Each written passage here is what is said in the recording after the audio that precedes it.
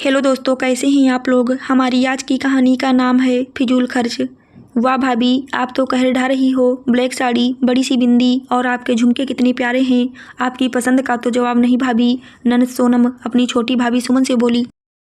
सुमन भी अपनी तारीफ सुन इतराकर बोली, तेरी शादी में सब सामान मेरी पसंद का ही लेना, फिर देखना यहाँ तुम सब मेरी जैसी तारीफ करते हो वैसे ही तारीफें तुम्हारे ससुराल वाले करेंगे। दोनों ननद भाभी हंसते हुए रसोई में आईं। रसोई में सुमन की जेठानी पूनम सब्जी काट रही थी। सुमन बोली, लाइए भाभी, सब्जी मैं काट देती हूँ, आप तब तक रसोई के दूसरे काम निपटा दीजिए। भाभी, मुझे सब्जी चॉपर में काटने की आदत है, मुझे सब्जियाँ चाकू से नहीं काटी जाती। मुझे चॉपर दे दीजिए, वरना सब्जी काटने में ही सारा टाइम वेस्ट हो जाएगा। पूनम बोली, सुमन चॉपर तो नहीं है घर में, ज़्यादातर मैं सब्जियाँ चाकू से ही काट लेती हूँ। सुमन बोली, फिर भाभी आप ही काट दीजिए सब्जियाँ। और मोबाइल हाथ में लेकर तुरंत उसने चॉपर ऑर्डर कर दिया और बोली, भाभी कल तक चॉपर आ जाएगा, फिर उसमें ही सब्जियाँ काटेंगे। ननद सोनम ने जब यह देखा तो खुश होकर बोली, अरे वाह छोटी भाभी, आपके आने से तो घर में रौनक आ गई है। अब घर में हर जगह नई नई चीज़ें देखने को मिल रही हैं। आपके कपड़े, आपकी ज्वेलरी, आपका सारा सामान कितना यूनिक होता है।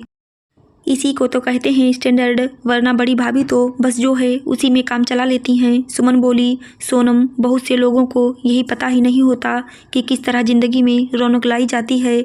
अब मुझे ही देख लो, मैंने यहाँ आकर सारी चीज़ें बदल दी, वरना यह घर पहले कहाँ इतना चमकता था, मुझे तो बेजान सा प्रतीत होता था। बोलकर दोनों ननद भाभी हंस पड़ी। मैंने मेरी मम्मी के घर में भी हमेशा यही होते देखा है, पुराना सामान जल्दी जल्दी निकाल कर नया ले आते हैं।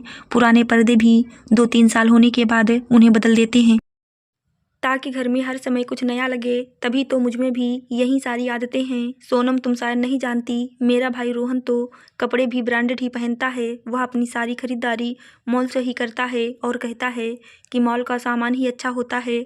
उसे भी घर में बिल्कुल पुरानी चीज़ें नहीं पसंद।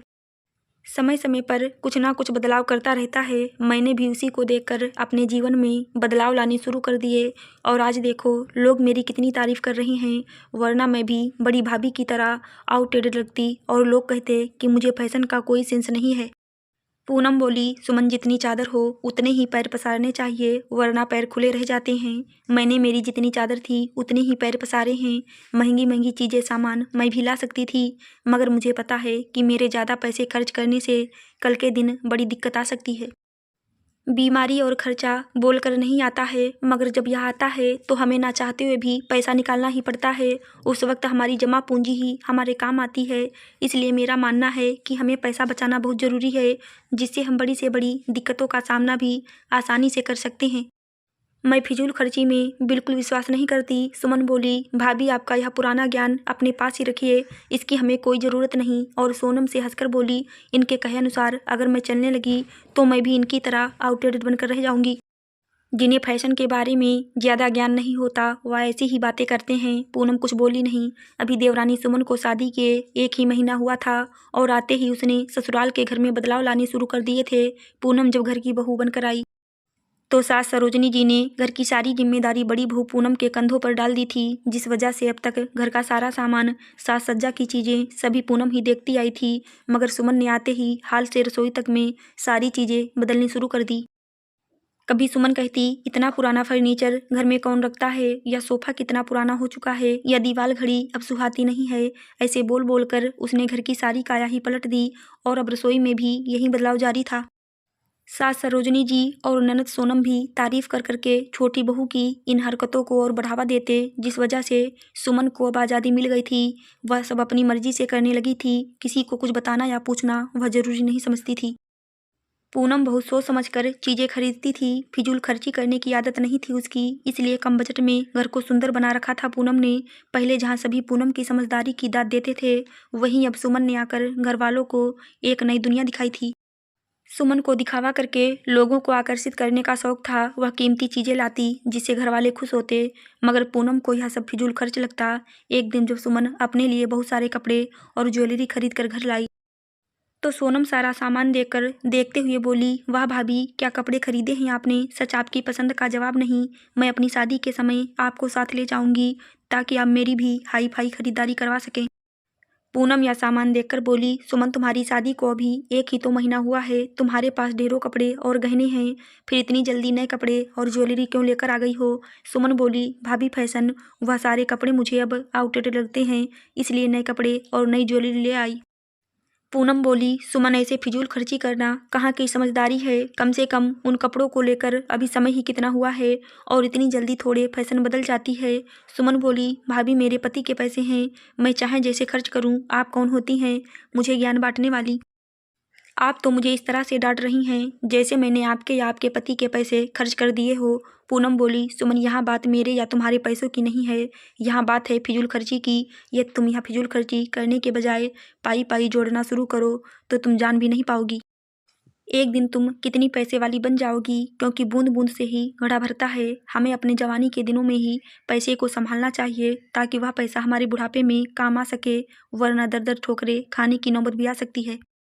सास सरोजनी जी भी सब सुन चुकी थीं। वे बोली, बड़ी बहू को छोटी बहू को अपने जैसा बना रही हो, तुम खुद तो कंजूस हो, अब इसे भी क्यों कंजूस बना रही हो? सोनम भी बोली, हाँ भाभी, छोटी भाभी के आने के बाद ही तो मुझे भी पता चला कि फैशन क्या होता है।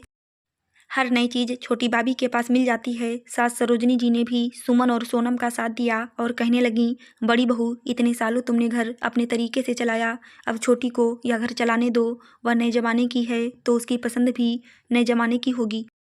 पूनम बोली, मम्मी जी मुझे जो बात गलत लगती है मैं उसे बस सभी के सामने रख रही हूँ ताकि भविष्य में कहीं हम सभी को मिलकर इसका खामियाजा ना भुगतना पड़े। सुमन फिर से हंसते हुए बोली, भाभी अगर आपको मैं इतनी ही गलत लगती हूँ तो खामियाजा भी मैं ही भुगतूंगी, आप नहीं। इसलिए मेरी आदतों को बदलने की कोशिश छोड़कर अपने आप को बदलना शुरू कीजिए ताकि लोग आपको आउटेड ना कहें। आपके हाथों में तो यह घर भी बिल्कुल बेजान हो चुका था जिसमें मैंने एक नई जान लाई है।